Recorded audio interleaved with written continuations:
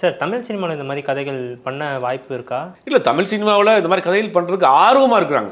ஏற்கனவே சொன்ன மாதிரி தான் ஆர்வமாக நிறையா இயக்குநர்கள் இருக்கிறாங்க, நிறையா கதையாசிரியர்கள் இருக்காங்க, நிறைய கதைகள் இருக்குது. ராஜேஷ்குமாருடைய கதைகள்லாம் இப்போ திருப்பி எடுக்க ஆரம்பிச்சிருக்காங்க. சமீப காலமாக ராஜேஷ்குமாருடைய கதைகள்லாம் வந்து இப்போ சந்தானம் கூட ஒரு கதை வாங்கி பண்ண போகிறதா சொல்கிறாங்க. இன்னொரு கதை கூட பண்ணுறாரு. ராஜேஷ்குமார் கதையெல்லாம் ரொம்ப த்ரில்லிங்காக இருக்கும். அப்போ கதைகள் இங்கே இருக்குது. அதை தேர்ந்தெடுக்கிறதுக்கு நடிகர்களுக்கு தான் அந்த இது வரல.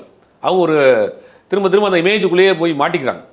தமிழ் சினிமாவில் அந்த மாதிரியான படங்கள் நிறைய வந்திருக்கு. நான் சொன்னேன்ல ஏற்கனவே, நான் சிவப்பு ரோஜாக்களே இதுக்கு முன்னாடி அந்த படம் தான். சிவப்பு ரோஜாக்கள் எங்க சின்னராசா படத்தை பாக்யராஜ் எங்க சின்னராஜான்னு படம் ஒரு படம் பண்ணார். அந்த படத்தை ஹிந்தி வரைக்கும் போச்சு. இப்போ தமிழில் வந்து நிறையா இந்த மாதிரியான படங்கள் புது புது அட்டம்ப்ட்டுகள் நிறையா பண்ணியிருக்கிறாங்க, பண்ணிகிட்டு இருக்காங்க. ஆனால் என்னென்னா அது வந்து ஒரு கட்டத்துக்கு மேலே என்னன்னா அந்த இப்போ நடிகர்கள் கையில் சினிமா போய் மாட்டினதுனால அவங்க அடுத்தடுத்த ஒரு புது முயற்சிகளை எடுக்க முடியல. இப்போ கோமாளி பார்த்தோம், பிரதீப் ரங்கநாதன் ஒரு பையன் 24-25 வயசு பையன், ஒரு புதிய அட்டம்ப்ட் தானே கோமாளி. ஒருத்தருக்கு மெமரி லாஸ் ஆகி போது என்ன நடக்குதுங்கிறத 15 வருஷம் கழிச்சு பார்க்குறோம் அப்படிங்கிறத ஒரு காமெடி சட்டையராக பண்ணியிருப்பார். அது ஒரு பெரிய ஹிட்டு. இப்போ டூரிஸ்ட் ஃபேமிலின்னு ஒரு படம் பார்க்குறோம், அது 24 வயசு பையன் தான் ஒரு டேரக்டர்.